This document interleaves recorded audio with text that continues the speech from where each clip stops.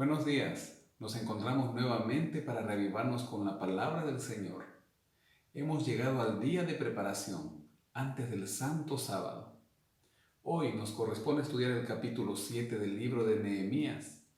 Y después de haber terminado de construir el muro, dice el versículo 1 del capítulo 7: después que el muro fue edificado y se colocaron las puertas, se nombraron porteros, cantores y levitas.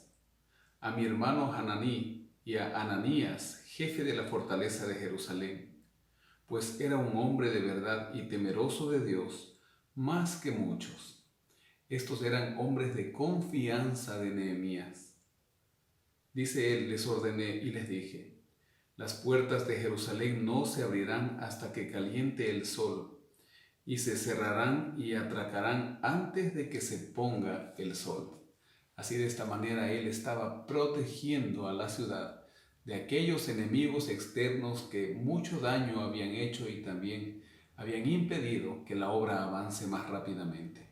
Y de entre los habitantes de Jerusalén nombré guardias e indiqué que cada uno hiciera su turno frente a su propia casa. La ciudad era espaciosa y grande, pero había poca gente dentro de ella, porque las casas no habían sido reedificadas. Qué importante es cuidar nuestra casa, cuidar alrededor de nuestra casa. La ciudad era espaciosa y había poca gente, así que había que cuidar sus familias y aquello que habían logrado con tanto esfuerzo. Nosotros también hoy necesitamos cuidar nuestra casa, cuidar a los que están dentro de nuestra casa, que son nuestros hijos, cuidar nuestro hogar de las acechanzas del enemigo. Entonces dice el versículo 5 que puso Dios en el corazón de Nehemías que reuniera a los nobles, a los oficiales y al pueblo para que fueran empadronados según sus familias. Y mientras él hacía eso, dice que halló el libro de la genealogía de los que habían subido antes y encontró que en él se había escrito así. Y aquí en esta parte, desde el versículo 6 hasta el final del capítulo, Nehemías narra aquello que ya nosotros también lo vimos en el libro de Esdras, en el capítulo 2 del versículo 1 al versículo 70, porque él encuentra esta lista que Esdras escribió de acuerdo a los que subieron con Zorobabel.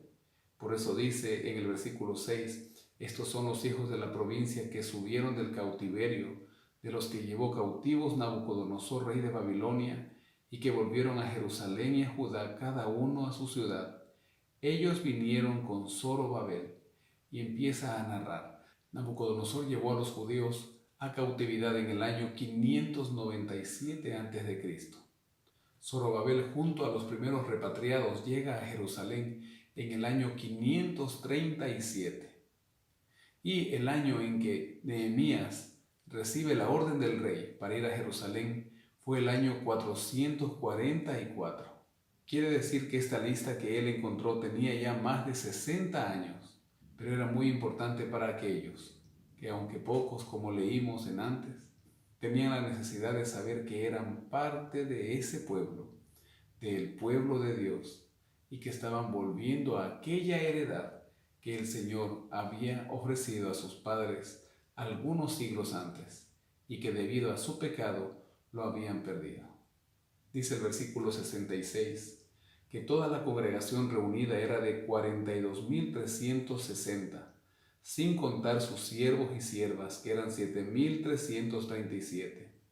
Entre ellos había 245 cantores y cantoras. Y también luego narra que ellos tenían caballos, que tenían mulos, que tenían camellos y que tenían asnos. Y el versículo 70 nos dice que algunos de los cabezas de familia dieron ofrendas para la obra. También dio ofrendas el gobernador, y los cabezas de familia y el resto del pueblo dieron mucho dinero, en oro y en plata, para que así, de esta manera, haya el recurso y se pueda terminar la obra que habían empezado.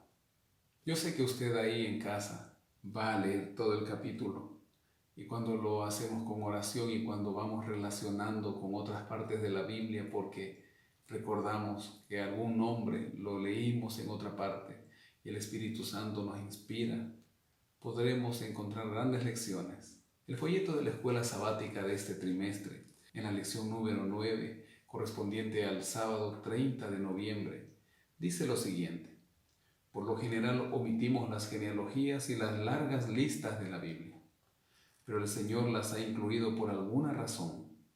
El Señor de la Biblia es el Dios de los detalles. Él advierte los detalles y esto nos asegura que nunca nos olvidará.